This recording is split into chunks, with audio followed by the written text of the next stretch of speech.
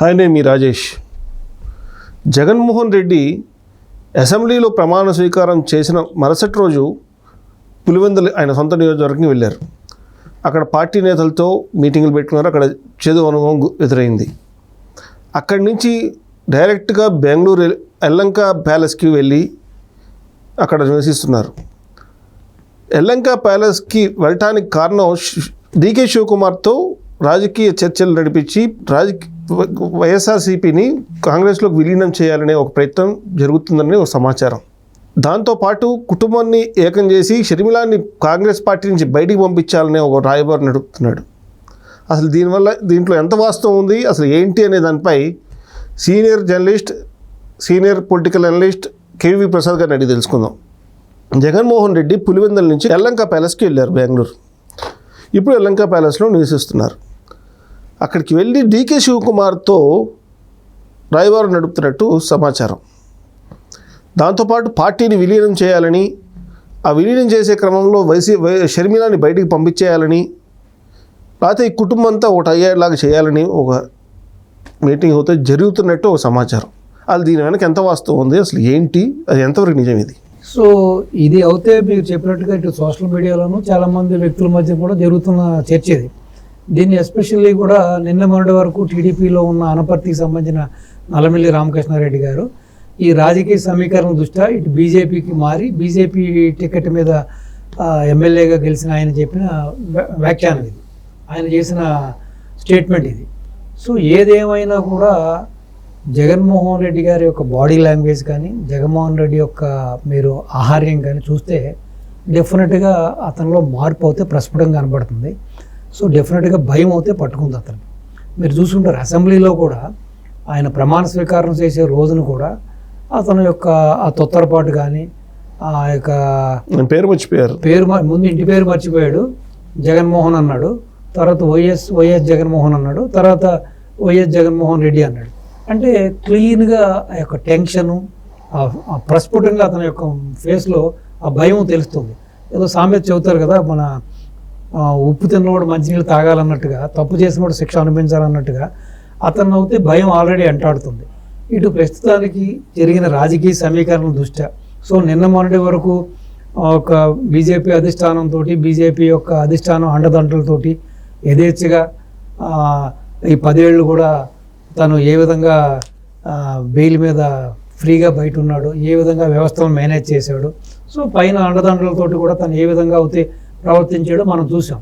ఈ రోజున ఒక్కసారిగా ఇటు రాష్ట్ర వ్యాప్తంగా కానీ దేశవ్యాప్తంగా జరిగిన రాజకీయ యొక్క సమీకరణ చేంజెస్లో కూడా ఇటు పూర్తిగా ఈ రోజున బీజేపీ ఇటు టీడీపీ మీద ఆధారపడడం, టీడీపీ యొక్క ఎమ్మెల్యేల సంఖ్యాబలం మీద, ఇటు కూటమి ఎమ్మెల్యేల ఎంపీల సంఖ్యాబలం మీద ఆధారపడడం, సో ఇటు మోడీ గారు బాబు గారితో సన్నిహితంగా మెలగడం, ఇవన్నీ చూసిన తర్వాత ఎక్కడ తన ఈడీ కేసులు, సిబిఐ కేసులు మళ్ళీ తిరగతోడతారనే భయం, ప్లస్ రాష్ట్రంలో చేసిన అవినీతి, రాష్ట్రంలో చేసిన అన్యాయాలు, అక్రమాలు ఇవన్నీ కూడా ఎక్కడ తోడతారో ఎక్కడ అని చెప్పి తనకి ఇబ్బంది కలుగుతుందని, తన రాజకీయ జీవితానికి ఇబ్బంది కలుగుతుంది, తన వ్యక్తిగత జీవితానికి ఇబ్బంది కలుగుతుందని చెప్పి ఈ విధంగా డీకే శివకుమార్ తోటి సమావేశమై మీరు షర్మిలని కాంగ్రెస్ పార్టీ అధ్యక్షురాలు పదవి నుంచి తొలగిస్తే నేను నా పార్టీని మీ కాంగ్రెస్లో విలీనం చేస్తానని చెప్పి ఒక ప్రపోజల్ పెట్టినట్టు,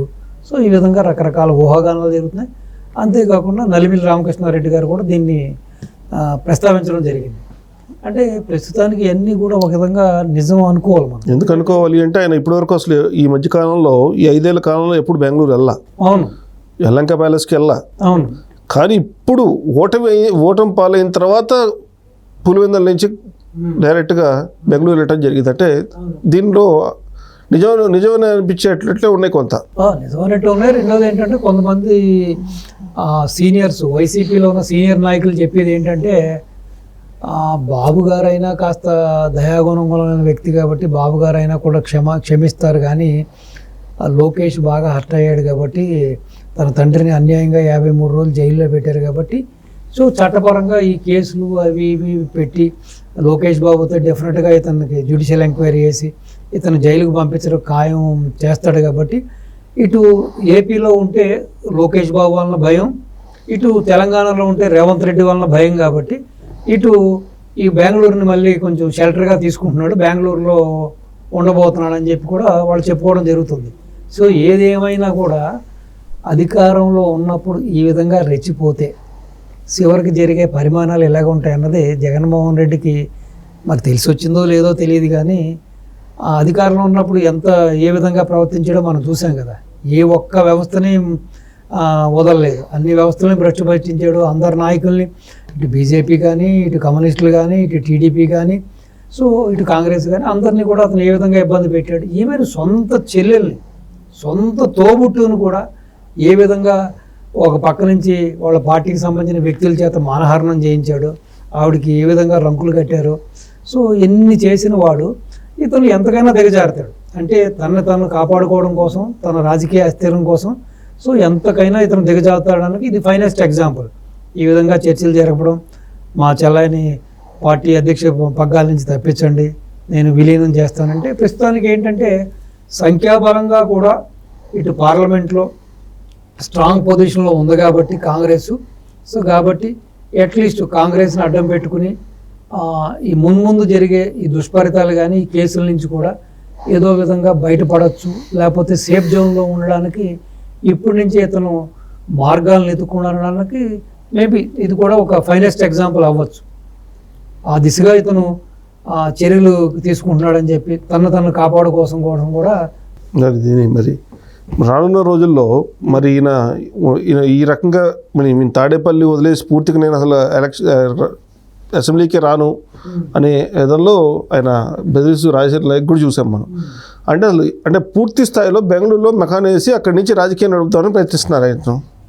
అంటే పూర్తి స్థాయిలో బెంగళూరు నుంచి రాజకీయం నడపడా అనేది పక్కన పెడితే ప్రస్తుతానికి ఇప్పుడు మీకు సాధారణంగా మీరు చూసుంటారు కదా, ఈ యొక్క ఫ్యాక్షన్ ఫ్యామిలీలో కానీ ఫ్యాక్షన్ మెంటాలిటీ ఉన్నవాళ్ళు ఇప్పుడని కాదు, ఇతని గత చరిత్ర చూసుకుంటే ఇతను కాంగ్రెస్ హయాంలో తండ్రిని అడ్డం పెట్టుకుని ఇప్పుడు పరిటాల రవిని కాదు ఎంతమందిని చంపాడో మనం చూసాం, ఎన్ని హత్యలు చేయించాడో మనం చూసాం. సో గత ప్రభుత్వంలో కూడా ఎంతమందిని చంపించాడు, ఎన్ని దుర్మార్గాలు చేస్తే మనం చూసాం. సో మెయిన్ ఇప్పుడు అతనికి ప్రాణభయం కూడా పట్టుకుంది. మీరు చూసుంటారు ఈ దేశ చరిత్రలో, దేశ చరిత్రను వదిలేసాను, రాజకీయ చరిత్ర వదిలేసాను, అసలు ఆంధ్ర రాజకీయ చరిత్రలో ఏ ముఖ్యమంత్రి అయినా ఇంక్లూడింగ్ చంద్రబాబు నాయుడు గారు పరదాలు కట్టి, అంటే పవర్లో ఒక ముఖ్యమంత్రి హోదాలో ఉండి పరదాలు కట్టుకుని తిరిగిన చంద్రబాబు గారి గురించి అక్కర్లే, వాళ్ళ నాన్న గురించి మాట్లాడుకున్నా పరదాలు కట్టుకుని తిరిగిన ముఖ్యమంత్రిని ఎవరైనా చూసామా? లేదు. మార్గంలో వెళ్తున్నప్పుడు రోడ్డుకి ఇరువైపులా ఉన్న చక్కగా చల్లదానాన్ని ఇచ్చి ఆ బాటసారులకి వెళ్ళే వాళ్ళకి కొంచెం స్వేద తీర్చుకునేలాగా, ఎండకి తప్పించుకునేలాగా ఎప్పుడో ఏళ్ల తరబడి పెరిగిన చెట్లని నిర్దాక్షిణ్యంగా కొట్టేసిన ముఖ్యమంత్రిని మనం చూసామా? సో అంటే అధికారంలో ఉన్నప్పుడే ఇతను ఎంత భయపడి ఫ్యాంటు తడుపుకు తిరిగాడంటే ఇంకా అధికారంలో అయినప్పుడు ఇతనికి డైపర్ మీద డైపర్లు 10 డైపర్లు వేసినా అధికారం లేకపోవటమే కాదు, ప్రతిపక్ష హోదా కూడా లేదు, ప్రతిపక్ష హోదా కూడా లేదు. ఇంకా ఏ విధంగా ఇతను చుచ్చు పోసుకుంటాడు అన్నది మనం చూడొచ్చు. సో కాబట్టి దీన్ని బట్టి అర్థమయ్యేది ఏంటంటే సార్, బాబు గారు మెతక, బాబు గారు ఇలాంటి ప్రోత్సహించడు, ఇటువంటి పనులు చేయడంటే వాళ్ళంతా విజ్ఞులండి, వాళ్ళకి తెలుసు. ఎప్పుడు కూడా రాజకీయంగా చేయాలి, దాన్ని ఏదైనా తప్పులు ఉంటే జ్యుడిషియల్ పరంగా తీసుకోవాలి, కానీ నిర్దాక్షిణ్యంగా దాడులు చేయడం, భౌతిక దాడులు చేయడం, మనుషులను చంపేయడం ఇవన్నీ చేయకూడదు. ఇప్పుడు పిసుకు వస్తున్నాడు కదా, ఇప్పుడు రేపు ఏమవుతుందో తెలియదు, కేసులు ఏమవుతుందో తెలియదు, ఎవడొస్తాడో తెలియదు. ఇప్పుడు ఎవడైనా ఒక అంత ఖర్చు పెట్టుకుని తాడేపల్లి కొంప అంత మంచి ఎలివేషన్, అంత అందంగా ఎలివేషన్ చేసుకుని అంత అందంగా కట్టుకున్న కొంపని ఒక జైల్లో మార్చేసుకున్నాడు. అంటే నేను ఒక సినిమా చూశాను, ఆ పేరు గుర్తు రావట్లేదు. ఆ సినిమాలో ఒక విలన్ ఉంటాడు. ఆ విలన్ ఏం చేస్తాడంటే ఇంట్లోనే ఒక జైలు సెట్టింగ్ లాగా ఒక రూమ్ ఉంటుంది అతనికి, సేమ్ జైలు తలపించే విధంగానే ఉంటుంది అనమాట. వాడు సాయంకాలం అయ్యేటప్పటికి ఆ మనం జైలు వేసుకుంటాం కదా బట్టలు, ఆ బట్టలు వేసుకుని ఒక చేత్తో చెప్పోడు పట్టుకుని ఆ లోపలికి వెళ్ళి ఆ కటిక నేల మీద పడుకుంటూ ఉంటాడు.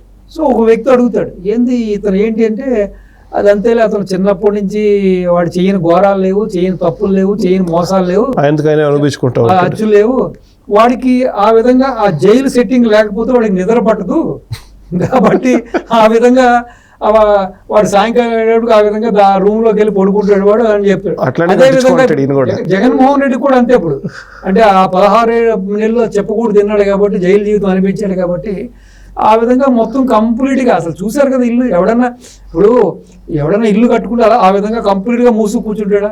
సో కాబట్టి తెలుసుకోవాల్సింది ఒకటి, జగన్మోహన్ రెడ్డి అధికారంలో ఉన్నప్పుడు రౌడీజం చేయడం కాదు, అధికారంలో ఉన్నప్పుడు పెత్తనం చెలాయించడం కాదు, అధికారంలో ఉన్నప్పుడు ఒక ప్రతిపక్ష నాయకుల్ని ప్రతిపక్ష కార్యకర్తల్ని చంపడం హింసించడం కాదు.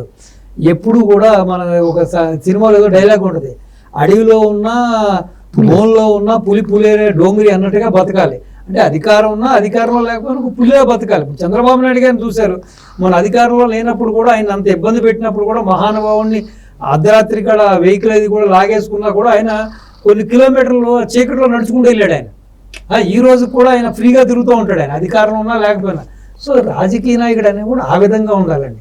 అధికారంలో ఉన్నప్పుడు ఏదో మేము ఇంకా విచ్చలవిడిగా ప్రవర్తించడం, అధికారంలో లేనప్పుడేమో ఇలా ఏడుస్తా భయపడతా బతకడం అనేది అది రాజకీయ నాయకుడి లక్షణం కాదు, మనిషి లక్షణం కూడా కాదు. సో మనిషి అన్నప్పుడు మనిషిలా బతకాలి.